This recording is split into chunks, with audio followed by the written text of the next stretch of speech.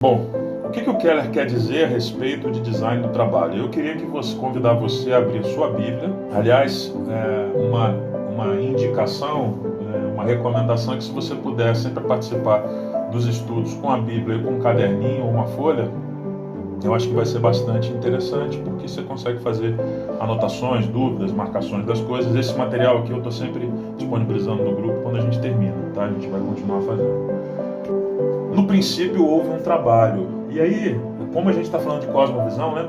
A nossa cosmovisão cristã começa com a criação de todas as coisas. E não tem como começar falando de trabalho sem citar Gênesis. E aqui a gente está falando de Gênesis do capítulo 2, dos versos 1 a 3 e o verso 15. Tá? Gênesis capítulo 2, versos 1 a 3 e o verso 15. Diz assim Gênesis: assim, pois, foram acabados os céus e a terra, e tudo o que neles há. E havendo terminado o sétimo dia, no sétimo dia a sua obra que tinha feito, descansou nesse dia de toda a obra que tinha feito. E Deus abençoou o sétimo dia e o santificou, porque nele descansou de toda a obra que como Criador tinha feito. O Senhor Deus tomou o homem e o colocou no jardim do Éden para o cultivar e para o guardar. A gente percebe no relato da criação de Gênesis o destaque para um Deus que trabalha, para um Deus que criou todas as coisas, para um Deus que fez a sua obra. A gente vai mais para frente ver um pouco a respeito da origem desse termo obra. Então, a Bíblia começa a falar em trabalho, gente, assim que ela começa a falar sobre tudo que foi criado. Né? A história do trabalho na Bíblia, ela começa com a história da própria criação. Por quê? Porque Deus é um Deus criador. É um Deus criador. E quando a gente fala do design, a gente está falando de mais do que simplesmente como ele foi feito, a gente está falando do propósito para o qual ele foi feito. Né? A Gênesis ela é uma descrição que ela não se propõe a ser um texto científico de como a criação ocorreu. Contudo, isso não tira dela a veracidade do relato. É um texto verdadeiro que relata sobre a criação, sobre o trabalho de Deus, ainda que não tenha todos os detalhes científicos, porque ele simplesmente não se propõe a isso.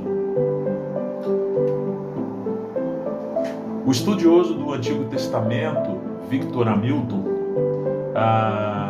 nesse livro, The Book of Genesis, ele cita uma coisa interessante a respeito do termo trabalho, aliás, obra, que eu deixei em vermelho, destacado lá no verso. Diz assim o Victor: a atividade criativa de Deus é descrita 2 vezes como sua obra.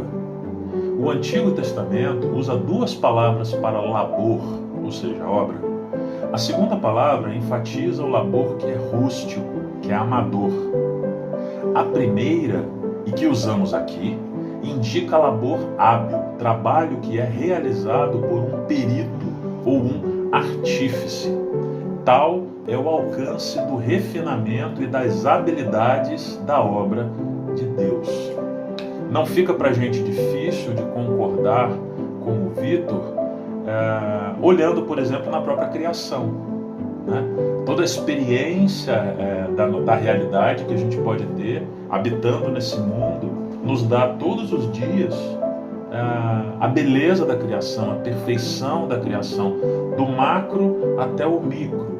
Né? A grandeza dos céus, a tonalidade das cores de um pôr do sol ou de um alvorecer, e a beleza de animais ou insetos, ou enfim, a perfeição de Deus, ela está ainda espalhada como rastros da sua perfeição em toda a criação. Né? E é interessante então a gente observar que sim, no princípio houve um trabalho. A propósito, esse trabalho ele foi a criação da obra de um artífice perfeito. Então sim, no princípio nós tivemos trabalho. Mas não somente Deus trabalhou. Deus também criou seres humanos e deu a eles um comando, uma ordem, para que eles cultivassem e guardassem no jardim. Ou seja, para que eles trabalhassem. O cultivo é a mesma raiz da palavra cultura. Toda a expressão do trabalho humano está inserido na palavra cultura. Normalmente nós usamos cultura somente vinculada é uma expressão normalmente vinculada a atividades culturais, como teatro, como cinema, como atividades de expressão artísticas. Mas, na verdade, na origem do termo, cultura diz respeito a todo e qualquer trabalho feito por mãos humanas. Okay? Então, seres humanos também trabalharam, não só Deus como Criador, os seres humanos também trabalharam. E aqui a gente faz um primeiro ponto. Qual é a visão cristã do trabalho? A visão cristã de trabalho, ela está vinculada, está ligada, gente, à criação divina ordenada e ao propósito humano. Ou seja, guardem o texto de Gênesis 2 como sendo a base fundamental da nossa visão cristã de trabalho. É sobre essa base que a gente vai construir os demais pilares que vão dar condição da gente integrar fé e trabalho. Ou seja, trabalho não é algo secular.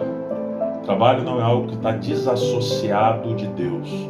Na visão cristã de trabalho está diretamente ligado à criação divina, que foi ordenada, que foi feita numa determinada estrutura, e está ligada também ao propósito humano, porque Deus deu ao homem o comando de cultivar e guardar o jardim, cultivar e guardar a sua criação. Ok? Bom, portanto, a criação, diferente do que a gente tinha entre as culturas antigas, onde você tinha a descrição do mundo na história da humanidade como resultado de uma batalha, né? Outras culturas, outros povos, eles consideravam o mundo como resultado dessa grande batalha cósmica entre forças, né? Entre deuses guerreando. Na Bíblia não. A Bíblia nos relata que a criação não é resultado de uma batalha, mas a criação é o plano de um artesão. É um plano de um artífice perfeito. É um plano de um Deus criador. Amém? Seguimos. Mas por que será que Deus trabalhou? E aqui eu queria ler um trecho do livro, está na página 36, e eu não transcrevi tudo porque não faria sentido, e o esforço também. Então, em relação à criação do mundo, tá, gente? O que o Keller vai nos colocar aqui, nos apresentar? O livro de Gênesis, ele é diferente do relato dos gregos, da criação, por exemplo, do relato de outros povos. Nos seus primeiros capítulos, descrevem repetidamente Deus trabalhando. E o termo hebraico usado para isso, ou seja, a palavra usada para o trabalho comum dos seres humanos, é a mesma palavra usada para o trabalho de Deus. Olha que interessante. Ou seja, como um estudioso afirmou, é algo totalmente inesperado que a atividade divina envolvida na criação do céu e da terra seja descrita como um trabalho comum de seres humanos. Deus trabalhou por puro prazer e alegria. O trabalho não poderia ter tido um início mais glorioso. Eu sei que aqui, considerando o nosso dia a dia, a nossa rotina, você pode estar falando assim: Charles, isso é bonito demais, isso é sensacional, mas isso está completamente fora da nossa realidade. Sim, a gente vai ver isso mais para frente no livro, que a realidade na qual nós estamos inseridos, ela é uma realidade marcada pela queda, marcada pelo pecado. Por isso o trabalho hoje é desenvolvido com manchas do pecado. E isso traz um desgaste, isso traz um cansaço adicional a isso. Mas eu quero te desafiar, meu irmão, minha irmã, que a gente faça um exercício de considerar o design do trabalho à luz da criação. À luz da criação. Nós não podemos simplesmente transportar isso nesse instante para o nosso dia a dia sem entender o contexto original para o qual o trabalho foi criado. O trabalho foi criado num contexto glorioso de um Deus que trabalhou, e ele trabalhou por puro prazer, por pura alegria. Aqui eu gosto muito do livro de como o Michael Reeves, que é um autor de um livro, Deleitando-se na Trindade, ele comenta a respeito da dança da Trindade, do Pai, do Filho e do Espírito, com uma expressão perfeita de amor um pelo outro, pela eternidade, e falando do amor, da criação do mundo, como sendo um transbordar do amor do Pai pelo Filho. Um transbordar do amor do Pai. O Pai amou tanto o Filho, que transbordou e criou o mundo, e através do Filho o mundo foi criado e é sustentado, né? Então, esse é um primeiro ponto a respeito do trabalho. O trabalho teve um início glorioso. O trabalho, ele não é fruto da queda. O trabalho nasceu na beleza do jardim. O trabalho nasceu na beleza do jardim. Ok? Bom, avançando aqui. Mas quais as formas do trabalho de Deus? Como que Deus trabalha? A gente tem aqui duas formas principais. O Keller vai comentar isso ali nas páginas 37 e 38. Primeiro, Deus atua diretamente, Deus cria diretamente.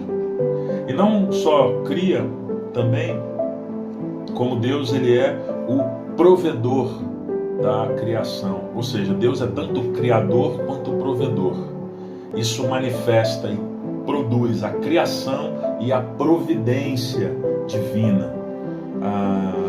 Deus, ele forma o homem, ele planta e rega um jardim para ele cria para esse homem uma mulher, e Deus continua trabalhando ao longo da Bíblia como um provedor, cuidando do mundo por meio da chuva, do cultivo da terra, dando alimentação a todos, oferecendo ajuda aos que sofrem e suprindo as necessidades de cada criatura viva.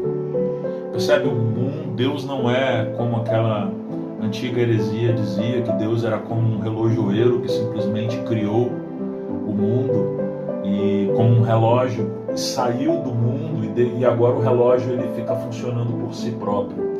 Não, Deus, ele é um Deus, o mesmo amor que fez Deus criar o mundo é o mesmo amor que ele manifesta todo dia, diariamente, de dia e de noite, sustentando a sua criação. Então, quando nós nos demos conta que está chovendo, que está sol, essas leis da natureza, na verdade, são leis que manifestam o cuidado divino pela sua criação. Por isso que não existe conflito entre ciência e fé.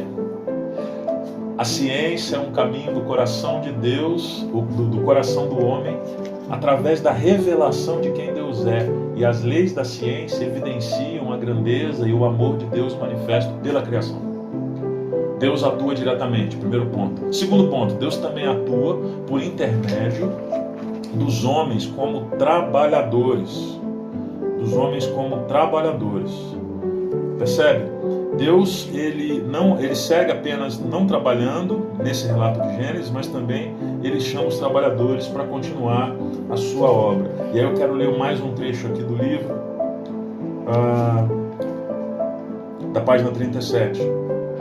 Keller vai dizer assim: em Gênesis 1:28, Deus ordena aos seres humanos: enchei a terra e sujeitai-a. O verbo sujeitar mostra que, embora tudo o que Deus fez fosse bom, ainda havia muito a ser desenvolvido. Deus deixou a criação com um grande potencial inexplorado para o cultivo que as pessoas teriam de desenvolver por meio do seu trabalho. trabalho. Gente, olha que glorioso. Deus, de maneira perfeita, criou todas as coisas. De maneira perfeita, Ele estabeleceu o homem, estabeleceu a criação. E também de maneira perfeita, Ele ainda deixou na criação um potencial enorme de desenvolvimento para que o homem explorasse. Gente, isso também é um aspecto da ciência, da cultura. Todos os desenvolvimentos tecnológicos, científicos, que nós hoje colhemos o fruto ao longo da história humana, eles só puderam acontecer porque houve, primeiro, graça de Deus ao criar a criação, todas as coisas, com um potencial inexplorado, ou seja, porque existe um potencial inexplorado, e porque o próprio Deus deu ao homem a capacidade e revelou ao homem o caminho. Mais uma evidência de que ciência e fé não estão contra uma outra. Entende? Tanto é que boa parte dos cientistas que marcaram a nossa história, a história humana, eram homens de fé. Eram homens de fé. Porque eles entendiam que o processo de desenvolver ciência era um processo de também conhecer Deus. Deus atua por meio do intermédio de homens como trabalhadores. Ok? É assim que Deus trabalha. Deus atua diretamente e Deus atua por intermédio dos homens. Agora, o que isso traz então? Esse fundamento da criação do trabalho, no trabalho de Deus, né? E trazendo o contexto de que Deus trabalha através de nós. Qual o efeito desse trabalho divino através de nós? Isso atribui ao nosso trabalho virtude. Virtude. Olha o que o Keller vai dizer na página 38. É perfeitamente claro que o excelente plano de Deus compreendia os seres humanos sempre trabalhando, ou mais especificamente, vivendo no constante ciclo de trabalho e descanso. Percebe? Quando nós olhamos a criação, o relato da criação não é simplesmente um relato de fatos que ocorreram, mas eles definem eu não consigo agora encontrar outra expressão, talvez um framework, uma série de paradigmas de construção da realidade que estão refletidos na criação. Deus criou e Deus descansou. Ou seja, esse é o ciclo para o qual nós fomos feitos. O homem não foi feito tão somente para o trabalho, assim como também não foi feito para o descanso somente. O homem foi feito para o ciclo de trabalho e o ciclo de descanso. Como eu falei, trabalho é parte da bênção do jardim de Deus. E ele vai dizer aqui assim, mais um trechinho que eu queria ler com os irmãos. Ler para os irmãos, né? A página 38. Mas o trabalho não é inserido na história humana depois da queda, como parte da ruína e maldição. Não, o trabalho é parte da bênção do jardim de Deus. O trabalho é uma necessidade humana básica, tanto quanto alimento, beleza, descanso, amizade, oração, sexualidade. O trabalho, presta atenção, o trabalho não é simplesmente uma boa solução para remediar uma situação, mas ele é também alimento para a nossa alma. Sem um trabalho significativo, sentimos um grande vazio e perda interior. O trabalho significativo que o Keller se refere aqui não significa um trabalho valorizado pelo mercado como sendo o trabalho melhor remunerado, com mais status, com mais influência. Não, a gente pode estar falando aqui de um trabalho simples de um jardineiro, de um trabalho simples de um artesão, de um marceneiro. Aliás, trabalhos que hoje em dia estão ficando cada vez mais escassos, porque a gente tem toda uma nova geração que simplesmente decidiu, esses trabalhos manuais, para muita gente nem existe como opção, né? Infelizmente. Então, percebe a virtude que o trabalho traz para o ser humano, e aqui não é a virtude que o trabalho traz de fora para dentro. Mas eu queria que vocês pensassem, eu queria desafiar vocês a refletir comigo um pouquinho, como nessa frase que eu pus embaixo: o nosso trabalho é a encarnação do propósito e da vocação divinos. Eu queria que você pensasse comigo o teu trabalho, o nosso trabalho, como sendo a encarnação do propósito e vocação divinos. O trabalho é a agulha da bússola. A bússola, ela recebe o efeito do campo magnético. E pelo efeito, ela está sempre apontando para o norte. Esse é o nosso trabalho. A agulha da bússola, ela é a parte visível da influência do campo magnético. O nosso trabalho é a parte visível do propósito e vocação divinos que recebemos de Deus. O nosso trabalho é a encarnação do propósito e vocação divinos. Se a gente pensa o trabalho assim, no final a gente vai fazer um checkpoint e aí a gente vai conversar um pouco a respeito dessas implicações. Mas é exatamente para isso que Deus nos criou. Deus nos criou para nós trabalharmos e simplesmente trabalharmos. O conceito de trabalho de Deus não é o conceito de trabalho secular. O conceito que foi esvaziado da relação divina. O conceito do trabalho de Deus está ancorado no que nós acabamos de ler em Gênesis. O propósito da humanidade e de um Deus que criou por amor. O trabalho nasceu do amor de Deus pelo mundo. Do amor de Deus pelo mundo por conta do amor dele pelo Filho. Isso está intimamente relacionado. E o que o secularismo tem feito, na verdade, é esvaziar esses valores do trabalho. Percebe? Eles tiraram Deus da história, colocaram o homem no centro, e eles esvaziaram esses valores, porque estão relacionados a Deus, e eles estão injetando outros valores que são correspondentes, mas que estão vinculados somente ao homem. E aí você tem um conceito de trabalho humanista, um conceito de trabalho como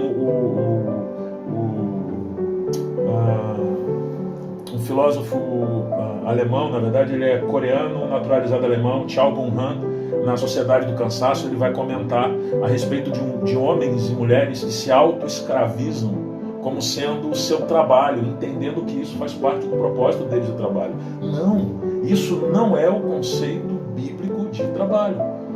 O nosso trabalho, então, é a encarnação do propósito e vocação divinos. Ok? Dorothy Sayers, ela vai dizer no livro Why Work, assim: o trabalho não é primordialmente algo que devemos fazer para viver, mas algo que vivemos para fazer. Ele é, ou deveria ser, a expressão plena das habilidades do trabalhador, o meio pelo qual ele, o trabalhador, se oferece a Deus.